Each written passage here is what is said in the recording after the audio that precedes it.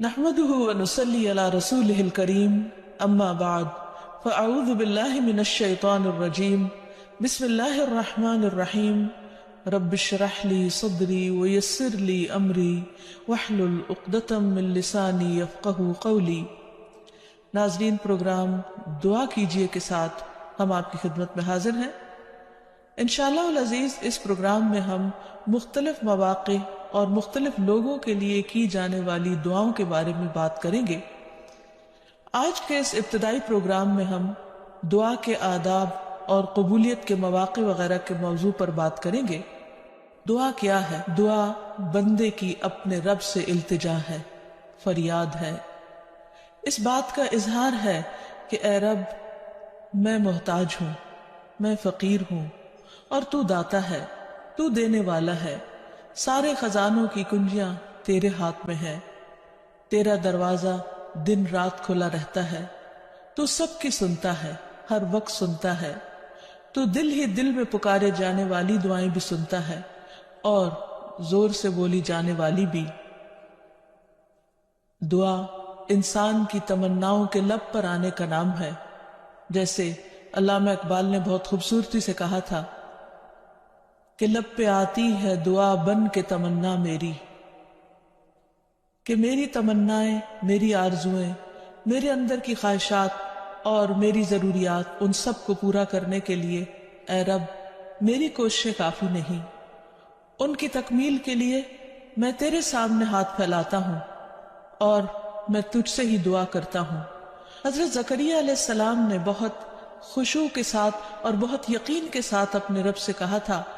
کہ وَلَمْ أَكُمْ بِدُعَائِكَ رَبِّ شَقِيًّا، کہ تجھ سے دعا مانگ کر اے رب میں کبھی بدبخت رہا ہی نہیں، نامراد رہا ہی نہیں، یعنی تو ضرور سنتا ہے، تو میری بھی سنے گا۔ اسی وجہ سے ہم دیکھتے ہیں کہ وہ ایک طویل عرصے تک اولاد کی محرومی کے باوجود کبھی مایوس نہیں ہوئے، اپنے رب کو پکارتے رہے، مانگتے رہے، حتیٰ کہ ان کی دعا سن لی گئی۔ کیونکہ دعا کی قبولیت میں یہ بات ہمیشہ یاد رہے کہ اللہ سبحانہ وتعالی اپنی خاص حکمت کے تحت یہ جانتا ہے کہ کس بندے کو کب کیا چیز عطا کی جانی چاہیے۔ تو آئیے ابتدا میں ہم دیکھتے ہیں کہ دعا مانگتے کیسے ہیں، دعا کا ادب کیا ہے، سلیقہ کیا ہے، کیونکہ یہ ایک انتہائی کمزور اور عاجز انسان کے الفاظ اس کے عظیم رب کی بارگاہ میں اٹھتے ہیں، تو پھر یہ کیسے ہونے چاہیے تاکہ دعائیں قبول ہو جائیں۔ تو اس سلسلے میں سب سے پہلی بات تو یہ ہے کہ انسان کو دعا مانگتے وقت پوری توجہ اور پورے خشوع اور خضوع کا مظاہرہ کرنا چاہیے، کیونکہ اللہ سبحانہ تعالیٰ غافل دل کی دعا نہیں سنتا۔ دعا مانگنے کے ادب میں سب سے پہلا ادب، سلیقہ اور کرینہ یہ ہے کہ انسان پورے اخلاص کے ساتھ، پوری توجہ کے ساتھ، شوق اور محبت کے ساتھ اپنے رب سے مانگے، پورے یقین کے ساتھ کہ اس کا رب اس کی دعا ضرور سنے گا۔ قرآن مجید میں اللہ تعالیٰ فرماتے ہیں وَادْعُوهُ مُخْلِصِينَ لَهُ الدِّينَ، اس سے دعا کرو دین کو اسی کے لیے خالص کرتے ہوئے، یعنی صرف اللہ سے مانگو، کسی اور سے نہیں، کیونکہ سب کو دینے والا دراصل وہی ہے۔ انبیاء ہوں یا اولیاء کرام ہوں یا بزرگان دین ہوں، سب کے سب اسی کے آگے سجدہ ریز ہوتے ہیں اور اسی کو پکارتے ہیں۔ نبی صلی اللہ علیہ وسلم صبح سے شام تک ہر موقع پر اپنے رب کو پکارا کرتے تھے، اور وہ تمام دعائیں احادیث کی کتابوں میں ہمیں صحیح سند کے ساتھ ملتی ہیں کہ کس طرح آپ صلی اللہ علیہ وسلم صبح بستر سے اٹھتے وقت اپنے رب کو پکارتے،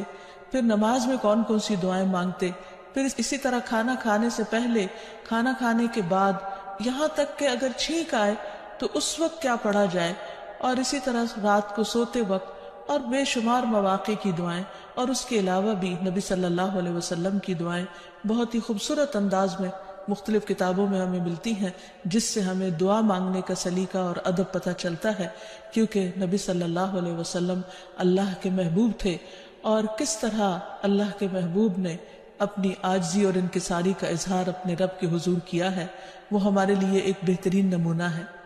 پھر دعا مانگنے کے ادب میں ایک اہم ترین ادب یہ ہے کہ انسان توجہ سے مانگے، حدیث میں آتا ہے کہ اللہ سبحانہ وتعالی غافل دل کی دعا نہیں سنتا، یعنی انسان جب مانگے تو واقعی اس کو یہ معلوم ہو کہ وہ کیا مانگ رہا ہے، اور پھر تضرع اور عاجزی کے ساتھ بار بار اصرار کر کے مانگے، یہ نہ کہے کہ اے رب تو چاہے تو دے دے اور تو نہیں چاہتا تو نہ دے، نہیں، بلکہ پورے یقین کے ساتھ اپنے رب سے مانگے، اور اس بات کا بھی پورا یقین ہونا چاہیے کہ رب دعا سنتا ہے، کیونکہ وہ دیتا ہے۔ رب نہ سوتا ہے، نہ اس کو اونگ آتی ہے، نہ اس کو نیند آتی ہے، اور اس کو دینے کے لیے کسی سے مشورے کی بھی ضرورت نہیں ہوتی، کوئی اس پر جبر نہیں کر سکتا، کسی کا اس پر زور نہیں۔ اس لیے انسان جب اس سے مانگے تو یہ سوچ کے مانگے کہ اس کو دینے میں پورا پورا اختیار ہے اور وہ میری دعا بھی ضرور سنے گا۔ پھر اسی طرح انسان اپنی عاجزی اور مسکنت کا اظہار کرے، مانگتے وقت انسان اپنے اندر کو بالکل تکبر سے خالی کر لے اور یہ سمجھے کہ میں ایک انتہائی حقیر چیز ہوں اور میرا رب عظیم خالق ہے، پوری کائنات کا مالک ہے، اور میں اسی کے آگے ہاتھ پھیلا رہا ہوں جو میرے اٹھے ہوئے ہاتھوں کو کبھی خالی نہیں لوٹائے گا، اور اس کو دینے سے محبت ہے، وہ دے کر خوش ہوتا ہے اور دعا کرنے والے سے محبت رکھتا ہے، اور جو دعا نہیں کرتا اللہ تعالیٰ اس سے ناراض ہوتا ہے۔ اللہ سبحانہ وتعالیٰ قرآن مجید میں خود فرماتے ہیں وَقَالَ رَبُّكُمُ ادْعُونِي أَسْتَجِبْ لَكُمْ، تمہارا رب کہتا ہے مجھ سے دعا مانگو، ادعونی استجب لکم، میں تمہاری دعائیں قبول کروں گا۔ اس لیے رب کے وعدے پر یقین کرتے ہوئے ہمیں دعا کرتے رہنا چاہیے۔ پھر اسی طرح یہ ہے کہ دعا میں عاجزی اور انکساری کے ساتھ ساتھ گریہ وزاری بھی ہونی چاہیے، جس طرح نبی صلی اللہ علیہ وسلم بدر کے موقع پر اللہ سبحانہ وتعالیٰ کے حضور آہوزاری کے ساتھ دعائیں کر رہے تھے۔ اس سلسلے میں روایت میں آتا ہے کہ نبی صلی اللہ علیہ وسلم قبلہ رخ ہو کر گڑ گڑا کے دعا کر رہے تھے کہ اے اللہ میرے لیے اپنے کیے ہوئے وعدے کو پورا فرما، اے اللہ اپنے وعدے کے مطابق عطا فرما، اے اللہ اگر اہل اسلام کی یہ جماعت ہلاک ہو گئی تو زمین پر تیری عبادت نہ کی جائے گی۔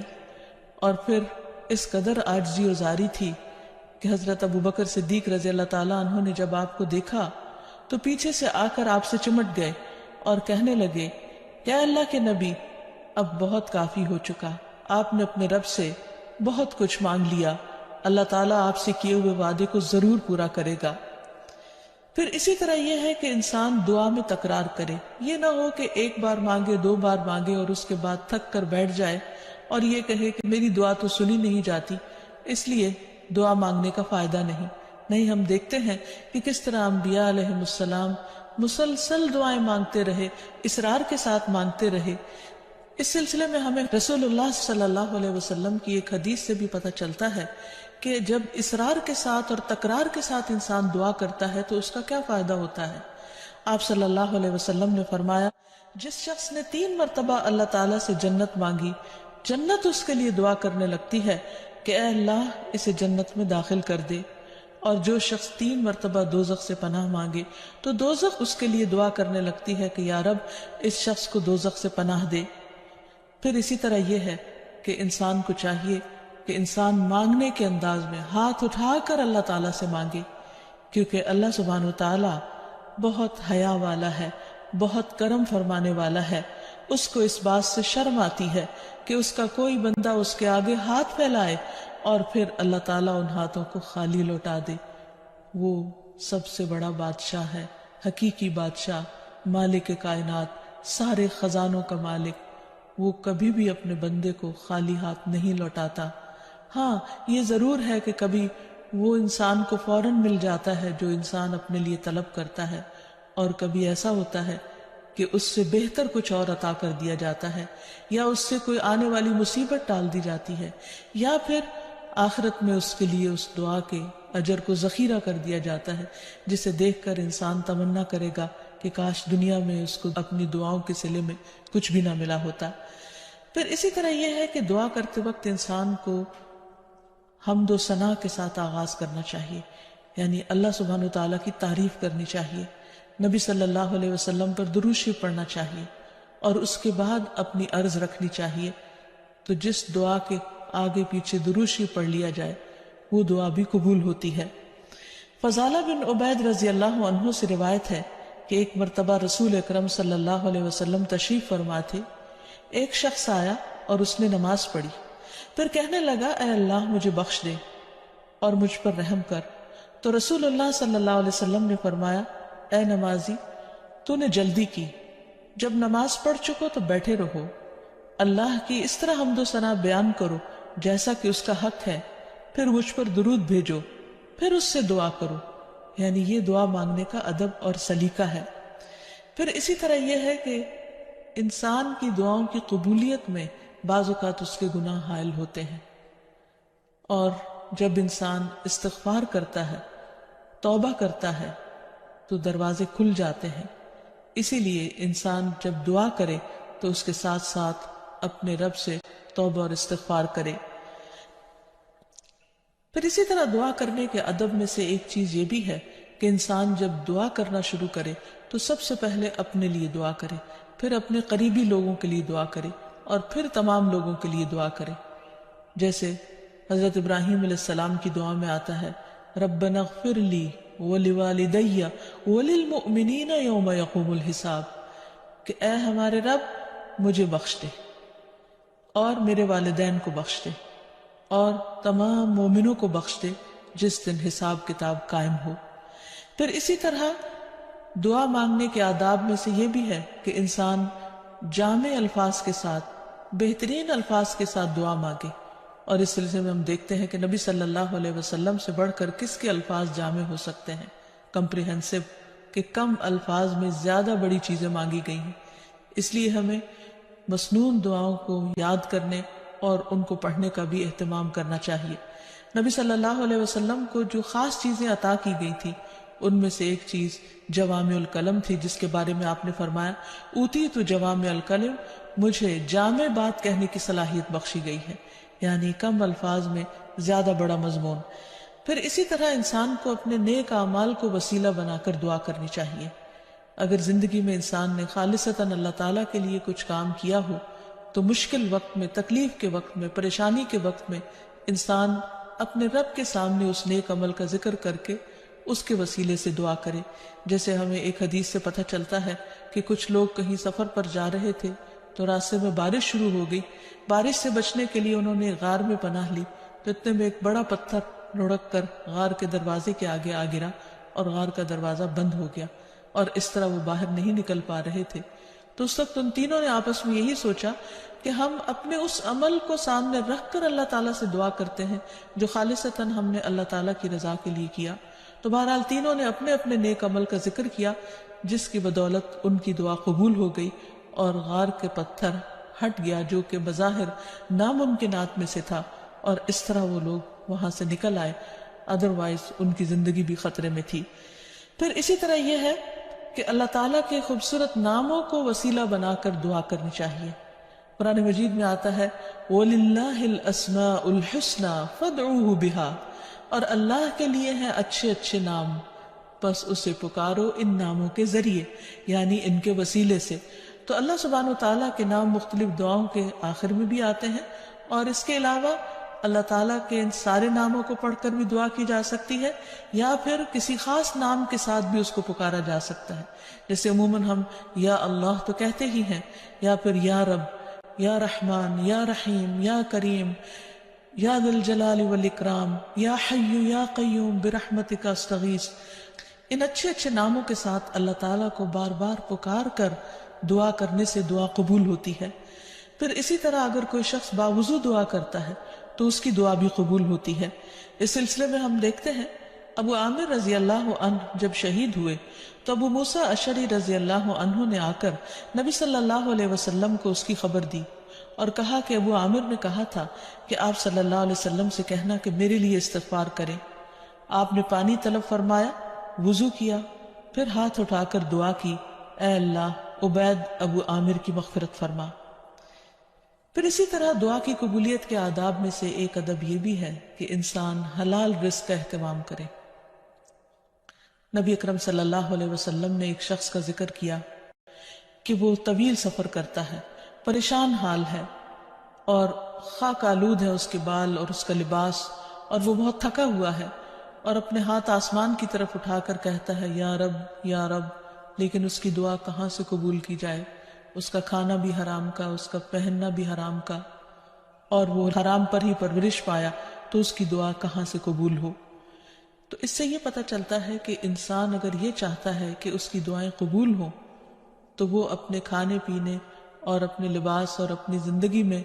بھرپور طریقے سے حلال کا اہتمام کرے۔ پھر اسی طرح یہ ہے کہ دعا میں تصنع اور تکلف سے پرہیز کرنا چاہیے۔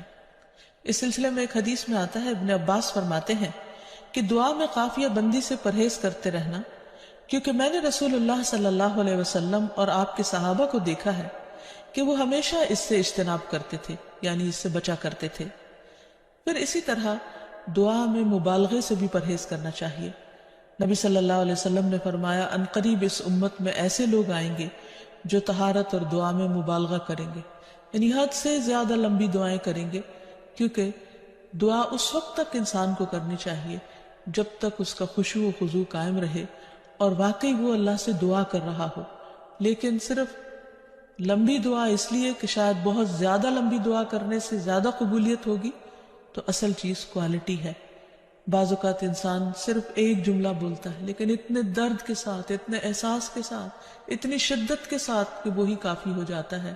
جیسے یونس علیہ السلام نے مچھلی کے پیٹ میں پکارا تھا، لا الہ الا انت سبحانک